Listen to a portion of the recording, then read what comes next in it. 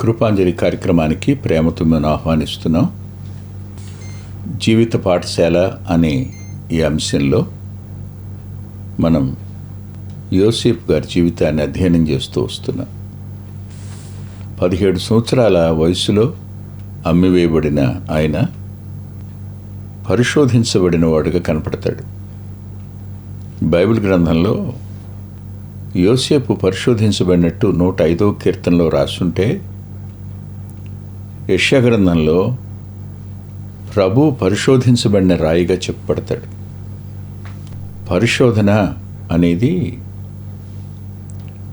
ఉన్నతమైన అంతస్తునకు ఒక వ్యక్తిని గురించిన దేవుని సంకల్పాన్ని చూపిస్తుంది. అది గుర్తెరిగిన వాడు పరిశోధించబడేటప్పుడు ఖచ్చితంగా నా కొరకైన దేవుని సంకల్పం ఉన్నది అని అతడు గ్రహిస్తే ధైర్యంగా ఉంటాడు. ఇంటనైనా వెలుపలనైనా పనిచేస్తున్న చోటైనా ఎక్కడైనా అన్ని విషయాలలోనూ అన్ని సంబంధాలలోనూ అతడు నమ్మకస్తుడిగా జీవిస్తాడు. యోసేపుని గురించి మనం 6వ వచనం దగ్గరికి వస్తే, 39వ అధ్యాయం 6వ వచనం దగ్గరికి వస్తే, ఆదికాండంలో యోసేపు చేతికి అప్పగించి అనే పదం. పొతీఫర్ యోసేపు చేతికి అప్పగించి, సమస్తం యోసేపు చేతికి అప్పగించబడింది. ఆలోచించండి, యవ్వన కాలంలో ధనం అతని చేతికి అప్పగించబడింది, అధికారం అతని చేతికి అప్పగించబడింది. ఈ రెండు ప్రమాదకరమైనవి, అత్యంత శోధనకరమైనవి కూడాను. వాస్తవానికి రాజారావు గారు ప్రథమ జ్యోతిలో రాస్తూ, సిరి కంటే స్త్రీ మరింత ప్రమాదకరమైన శోధన అని రాశారని. అనుభవజ్ఞుడైన ఆ మాటలో వాస్తవం ఉంది. కానీ ఇంకాస్త నిగూఢంగా మనం ఆలోచిస్తే నాకు ఇలా అనిపించింది, ఏ వ్యక్తి సిరి వద్ద అతడు మోసపోకుండా శోధనలో పడకుండా ఉంటాడో అతడు మరే శోధన వద్ద కూడా పడకుండా ఉంటాడనిపించింది నాకు. ఈ మాట ఎలా చెప్పగలరు మీరు అని అంటే, యోసేపు సుందరుడని, అతడు రూపవంతుడు అని 6వ వచనం చివరి భాగంలో రాస్తుంది. అదే రీతిగా మోషే గారిని గురించి కూడా రాస్తుంది. నిర్గమాకాండం 2వ అధ్యాయం 2వ వచనంలో రాస్తుంది, సిరి ఆ సౌందర్యవంతుణ్ణి ఆకర్షించలేకపోయింది. సిరిని గెలిచినవాడు. సిరిని గెలవడం, సిరి అనేది సామాన్యమైన శోధన అని నేను అనుకోను. ఎందుకంటున్నానంటే, అధికారం, ధనం, స్త్రీ, కీర్తి, ఈ 4 అంతల శోధన దేవుని పిల్లలందరికీ ఏదో ఒక దినాన్ని ఎదురవుతాయి. ఏదో ఒకటి ఎదురవుతుంది. ఒకటి తర్వాత మరొకటి, మరొకటి తర్వాత మరొకటి, వాటిలో పతనమయ్యే ప్రమాదం ఉంది. ఈ మాట ఎందుకు చెప్తున్నానంటే, ఓ రోజు మంగళగిరి మీటింగ్ జరుగుతున్నప్పుడు అప్పట్లో ఆయన ఒక రేడియో వర్తమానికుడు. ఆయన ఇప్పటికీ ఉన్నారు. రేడియోలో పాటలు పాడే ఇంకొక గాయకుడు ఇప్పటికీ ఆయన ఉన్నాడు. వారిద్దరూ ఆ కూడికి పిలువబడ్డారు. నేను కూడా వాక్యం చెప్పడానికి ఆ రేడియో వర్తమానికునితో పాటు పిలువబడ్డాను. ఆ రోజు టేబుల్ దగ్గర ముగ్గురం భోజనం చేస్తూ ఉండగా ఆ రేడియో వర్తమానికుని యొక్క బంధు, ఆయన మా ప్రాంతం వాడు. ఈ పాటలు పాడే వ్యక్తి ఆ రేడియో వర్తమానికుడిని అడిగాడు, తను ఎలా ఉన్నాడండి అని. అప్పుడు ఆ రేడియో వర్తమానికుడు ఒక మాట అన్నాడు, ఇలా చూసి, స్త్రీ సంబంధమైన పాపంలో పడినవాడైనా లేస్తాడు కానీ ధన సంబంధమైన పాపంలో పడినవాడు ఎప్పటికీ లేవడయ్యా అన్నాడు. చాలా చిన్నవాడు నేను, నా వయసు మహా ఉంటే 30 సంవత్సరాలు ఉంటాయేమో. ఒక్కసారిగా ఉలిక్కిపడ్డాను. అనేక మంది దైవ సేవకుల వద్ద అక్కడొక మాట ఇక్కడొక మాట వినపడుతున్నప్పుడు ఆ మాటలన్నీ జీవితానికి అద్భుతమైన పాఠాలుగా స్వీకరించడం మీకైనా నాకైనా అవకాశమే. ఆలోచించండి, యోసేపు రూపవంతుడు, సుందరుడు అని రాస్తుంది. బైబిల్ గ్రంథంలో ఈ పదాలు ఇద్దరికే వాడారు. ఒకటి 29వ అధ్యాయం 17వ వచనంలో యోసేపు యొక్క తల్లికి వాడారు, రాహేలుకు. మళ్ళా యోసేపునికి వాడడం జరిగింది. ఆ రెండు, అతని యొక్క అందాన్ని గురించి 2 విశేషణాలు, పద విశేషణాలు వాడడం. అతడు ఎంత సౌందర్యవంతుడై ఉంటాడో ఆలోచించండి. పొతీఫర్ అతని చేతికి సమస్తాన్ని అప్పగించాడు. సమస్తాన్ని అప్పగించినప్పుడు పనివారులు అతని చేతుల్లో ఉన్నారు, బానిసలు అతని చేతుల్లో ఉన్నారు, అధికారం అతని చేతుల్లో ఉంది, ధనం అతని చేతుల్లో ఉంది. చివరికి తనతో పాటు పనిచేసేటువంటి దాసదాసీ జనం అతని చేతి కిందే ఉన్నారు. ఎక్కడా ఆయన కొంచెమైన ధనాన్ని కానీ అధికారాన్ని కానీ లేకపోతే కీర్తిని కానీ ఆకాంక్షించినట్టు కనపడదు. శోధనలో గెలవడానికి కావలసిందేమిటి? దేవుని సన్నిధి.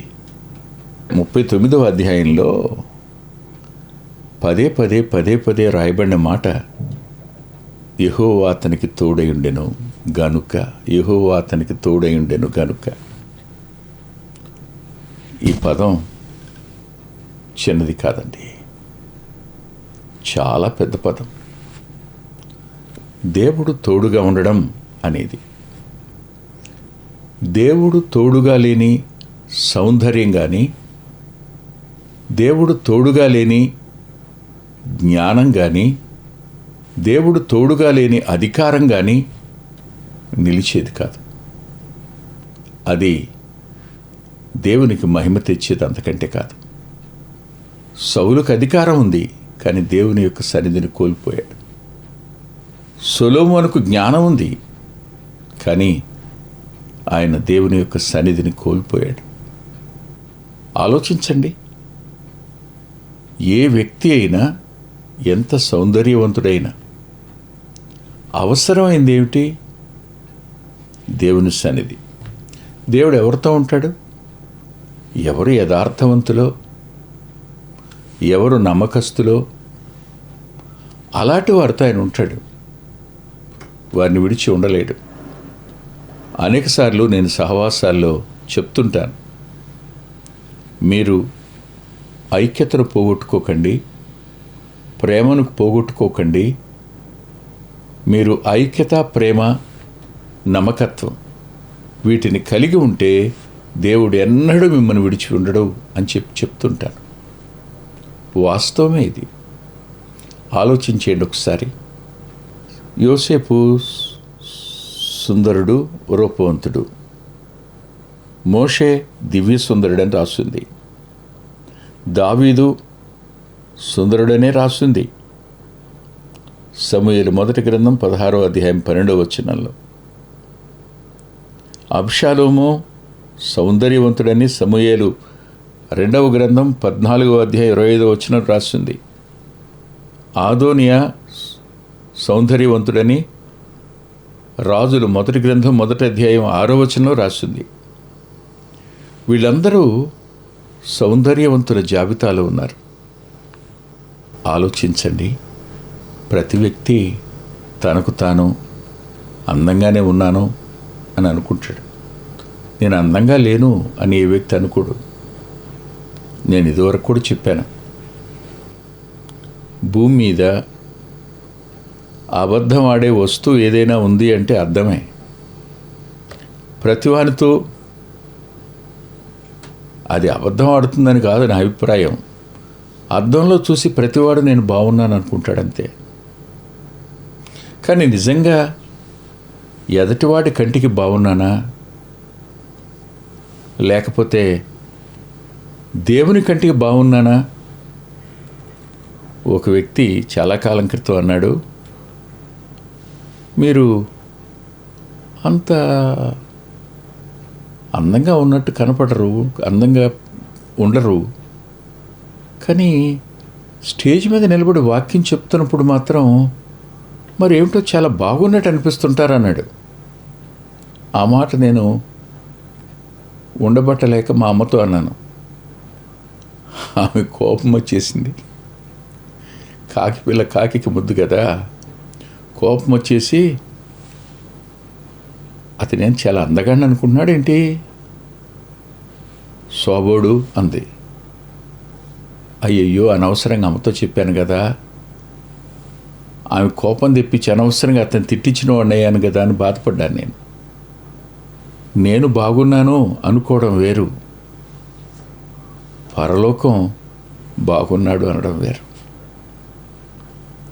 ఆలోచించండి.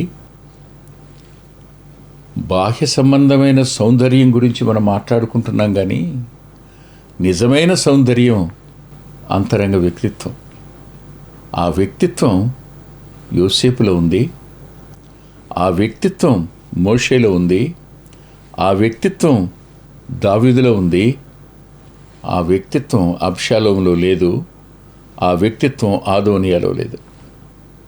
వీరందరూ చూడడానికి సౌందర్యవంతులే, కానీ అబ్షాలోము ఆదోనియా అధికారం దగ్గర పడిపోయినారు. దావీదు మహాభక్తుడు, కానీ స్త్రీ దగ్గర అయినా పతనం కావడం జరిగింది. పతనం అనేది కాచుకుని ఉంటుంది, వయసుతో నిమిత్తం లేదు. చాలా ప్రమాదకరమైనది కూడాను. శోధన దగ్గర నిలబడ్డం అనేది అంత చిన్న సంగతి ఏం కాదు. దేవుని కాపుదల ఉంటే తప్ప, దేవుని సన్నిధి ఉంటే తప్ప, దేవుడు కాచి సంరక్షిస్తే మినహా శోధన వద్ద పతనం కాకుండా ఏ మనిషి ఉండలేడు. నాకు బాగా పరిచయమైన ఒక దైవదాసుడు, ఓ రాత్రి నేను ఆయన కలిసి ప్రార్థన చేసుకుంటున్నాం. 1:30 దాటిపోయింది. ఆ టైంలో ఆయన గత పతనాన్ని జ్ఞాపకం చేసుకుని గావురుమని ఏడ్చాడు. ఆయన ఆ ఏడుపు చూసి నేను విలవిలాడిపోయినాను. ఆయన ఓదార్చడానికి నాకు మాటలు లేవు. అయ్యయ్యో, శోధన వద్ద విలవిలాడిపోయిన నా వంటి వాడు పతనమైన ఒక వ్యక్తి యొక్క దుఃఖాన్ని చూసినప్పుడు వేదన చెంది ఆయన్ని ఎలా ఓదార్చను ప్రభువా అని ప్రభువుని అడుగుతున్నాను నేను. అప్పుడు అసంకల్పితంగా అకస్మాత్తుగా నా నోట ఓ మాట, అదేమిటంటే, అన్నా, పడితే దావీదులాగా మీలాంటి వారు లేస్తారని దేవుడు అనుమతించుంటాడన్నా. నాలాంటి వాడు పడితే ఇంకెప్పటికీ లేవడని నన్ను కాపాడి సంరక్షించుంటాడన్నా అన్నాను. నిజానికి ఆయన్ని ఆదరించడానికి ఆ మాటలు దేవుడు నా నోట ఉంచాడు. ఆలోచించండి ఒకసారి. ధనం యోసేపును స్వార్థపరుని చేయలే. అధికారం యోసేపును గర్విష్ఠిని చేయలే. ధనం వద్ద, అధికారం వద్ద యోసేపు అద్భుతమైన సాక్ష్యం కలిగిన వాడుగా కనిపించాడు.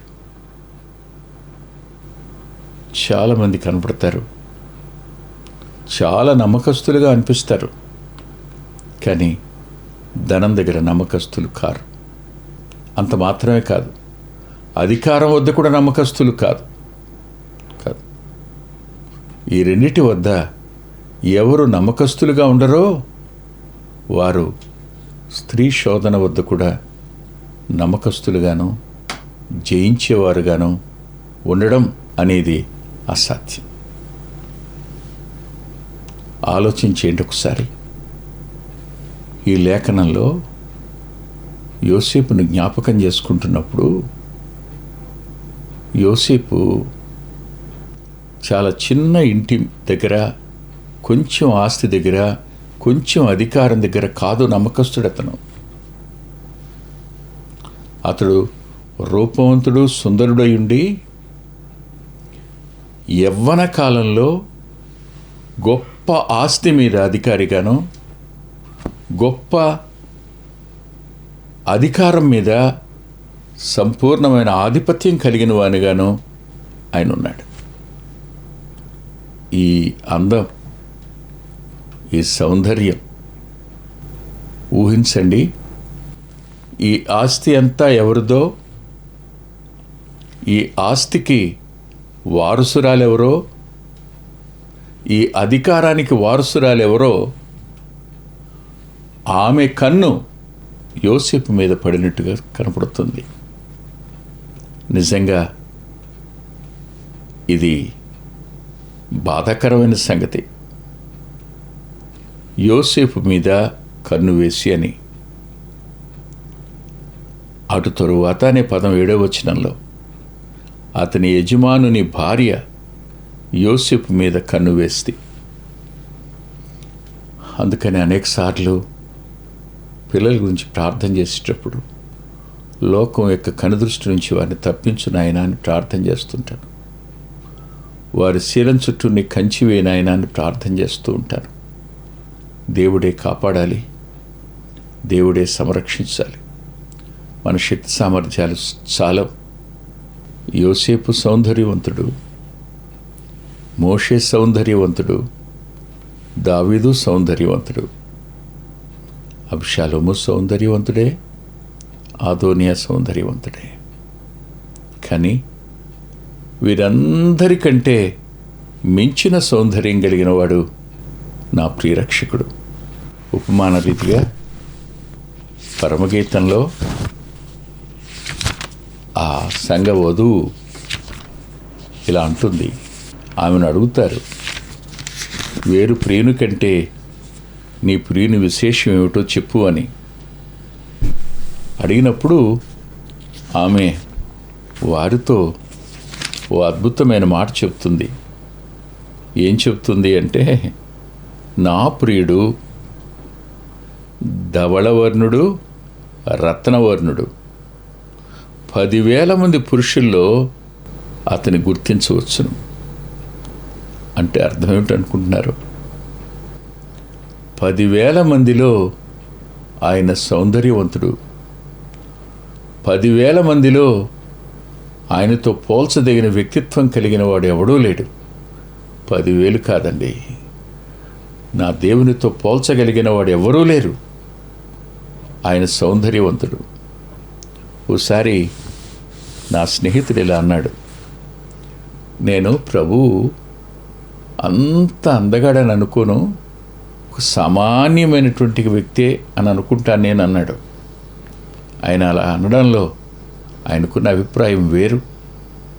కానీ ఎవరితో పోల్చినా ఆయన వ్యక్తిత్వం కానీ, ఆయన గుణలక్షణాలు కానీ, ఆయనకున్న రూపం కానీ నిజానికి ఎంత సౌందర్యవంతమైందో. అదే గనక కాకపోతే సొగసైన స్వరూపమైన లేనివానిగా మనం అతన్ని చూస్తున్నామని యెషయా గ్రంథం 51లో ఎందుకు రాస్తాడు? 53లో ఎందుకు రాస్తాడు? అవును, అంత సౌందర్యం కలిగినవాడు. ఆదాము పాపం వల్ల కోల్పోయిన ఆనాటి స్వచ్ఛమైన సౌందర్యాన్ని తిరిగి మానవ జాతికి ఇవ్వడానికి శిలువలో తన ప్రాణాన్ని బలిగా పెట్టి చనిపోయి సమాధి చేయబడి 3వ దినాన తిరిగి లేచి పునరుద్ధానుడుగా నేటికి ఉన్నాడు. ఆయన యందు విశ్వాసం ఉంచినవాడు నిజంగా గెలిచినవాడు. పాపాన్ని గెలిచినవాడు, మరణాన్ని గెలిచినవాడు, అపవాదిని గెలిచినవాడు, లోక ఆకర్షణను గెలిచినవాడు, సమాధిని గెలిచినవాడు, పాతాళాన్ని. ఆ గెలుపు ఆయన పునరుద్ధానాల్లో ఉంది. ఈరోజైనా ఆయనను అంగీకరించండి. మీరు ఆయన అనుగ్రహించేటువంటి ఆ గుణలక్షణాలకు మీరు కూడా వారసులవుతారు. అట్టి కృప ప్రభు అనుగ్రహించునుగాక. తల్ల ఉంచి ప్రార్థన చేసుకుందాం. ప్రేమగల మా ప్రియ తండ్రి, కృప కలిగిన మా దేవ, కొద్ది మాటలు చెప్పడానికి కనికరం చూపించారు, కృతజ్ఞత చెల్లిస్తున్నాను. విన్న మా ప్రియులు మీ తట్టు చూడడానికి, ఆకర్షించబడడానికి, రక్షించబడడానికి, శోధన గెలవడానికి కార్యం చేయమని యేసుక్రీస్తు ప్రభు వారి పేరిట ప్రార్థిస్తున్నాం తండ్రి. ఆమేన్. ప్రభు చిత్తమైతే వచ్చేవారం కలుసుకుందాం. అద్భుతమైన పుస్తకాలు అందుబాటులో ఉన్నాయి. అందులో అంత్యోక్ మినిస్ట్రీస్ నుంచి ప్రచురితమైన మీ ఆత్మీయ క్షేమానికి మేలు కలుగు చేసే పుస్తకాలు, మీ ఆత్మలను దేవుని కొరకై ఉజ్జీవింప చేసే పుస్తకాలు, ప్రభువులాగా జీవించడానికి ప్రేరేపించే పుస్తకాలను దైవాత్మ సహాయంతో రాయటం జరిగింది. పిల్లల కొరకై చిత్రీకరించబడిన 5 DVDలు అందుబాటులో ఉన్నాయి. ప్రతి DVD పిల్లలను దేవుని కొరకు ఎంతగానో విశ్వాసాన్ని పెంపొందింపజేసేవిగాను, ఆసక్తిని కలిగించేవిగాను, ఆత్మలో ప్రభువుని హత్తుకునేట్టు చేసేవిగాను ఉన్నాయి. ఈ మధ్యన వెలువడినటువంటి ఆ DVD సాధనం, అది మీ పిల్లలకు ఎంతైనా మేలు చేస్తుంది. ఆ పాటలను మీరు చూస్తున్నారు. వాటన్నిటినీ మీరు పొంది ఆత్మీయంగా మేలు పొందాలని ఒక దైవ సేవకునిగా మీకు మనవి చేస్తున్నాను. 6వ పిల్లల DVD సమయం అందుబాటులో ఉంది. 5 చూసిన వారు 6వది కూడా మీ పిల్లలకు చూపించి మీరు చూచి అంతరంగంలో దేవుని స్తుతిస్తారని నమ్ముతున్నాను. తప్పకుండా ఈ DVDలు తీసుకోండి. 2018వ సంవత్సరం తెలుగు VBS DVD దాహం, పిల్లల ఆత్మీయ క్షేమం కోసం 10 పాటలతో దృశ్యరూపకంగా దీన్ని తయారు చేయడం జరిగింది. తప్పనిసరిగా ఈ DVD తీసుకోండి. పిల్లలకు వీటిని పరిచయం చేయండి. ఈ పాటలు మీ పిల్లలకు నేర్పండి. మీ సండే స్కూల్లో ఈ పాటలు నేర్పడం మర్చిపోకండి. నూతనంగా వచ్చిన పిల్లల DVD ఐక్యత అనే టైటిల్ పెడదామనుకున్నాం, కానీ కలిసి ఉందాం అనేటువంటి టైటిల్ని పెట్టడం జరిగింది. కలిసి ఉందాం, అది పిల్లలకు ఎంతో ప్రయోజనకరమైన DVD. దానిని మీరు పొంది మీ పిల్లల ఆత్మీయ క్షేమాన్ని ఖచ్చితంగా చూస్తారని నేను నమ్ముతున్నాను. ఆ DVDని మీరు సంప్రదించి పొందవచ్చు. సాధు సాల్మన్ గారి జీవితం, ఆయన గోదావరి నది దగ్గర ఒక ఆశ్రమాన్ని స్థాపించి అనేక మందిని ప్రభువులోకి నడిపినవారు, అనేక మంది జీవితాలను ఆయన ప్రోత్సహించినవారు. ఎంతో ప్రోత్సాహకరమైన ఈ జీవితాన్ని చదివి మీరు తప్పకుండా ఆత్మీయమైన మేలు పొందుతారు. ఎంతో దిద్దుబాటు ఈ పుస్తకం మూలకంగా జరుగుతుంది. తప్పకుండా చదవండి. గత 30 సంవత్సరాలుగా, ఇది 31వ సంవత్సరం, క్రీస్తు సువార్త పత్రిక అనేక మంది ఆత్మీయ ఆకలిని తీరుస్తున్నటువంటి మాసపత్రిక. ఈ పత్రికను మీరు పొంది మీ ఆత్మీయ జీవితాలకు మేలు కలుగు చేసుకుంటారని హృదయపూర్వకంగా మీకు సిఫార్సు చేస్తున్నాను. గత 2 సంవత్సరాలుగా పిల్లల ఆత్మీయ క్షేమం కోసం సచిత్ర ద్విమాస పత్రిక నెలవంక వెలువడుతోంది. అనేక మంది పిల్లలు ఆత్మీయంగా మేము మేలు పొందామని వారి ఉత్తరాల ద్వారాను వ్యక్తిగతంగా కలుసుకున్నప్పుడు సాక్ష్యం చెబుతున్నారు. మీరు కూడా మీ పిల్లల కోసం నెలవంక పత్రికను మీరు పొందొచ్చు. అందుకొరకై ఈ క్రింద ఇవ్వబడినటువంటి ఫోన్ నెంబర్ని మీరు సంప్రదించండి. ప్రభు యేసు నీకే ఈ కృపాంజలి, ప్రభు యేసు నీకే ఈ కృపాంజలి. వీచే గాలి, కూసే పక్షి, ఊగే కుంభ, వెలిగే తారా, సన్నుతించేది నిన్నే. మా చిరునామా కృపాంజలి, బ్రదర్ పిల్లా వెంకటరత్నం, రామచంద్రపురం రోడ్, గుడివాడ, కృష్ణా జిల్లా, Andhra Pradesh. Our address Krupanjali, brother Pilla Venkataratnam, Ramachandrapuram road, Gudivada, Krishna district, Andhra Pradesh. Phone number 9490504299 9490504299. రాలేవు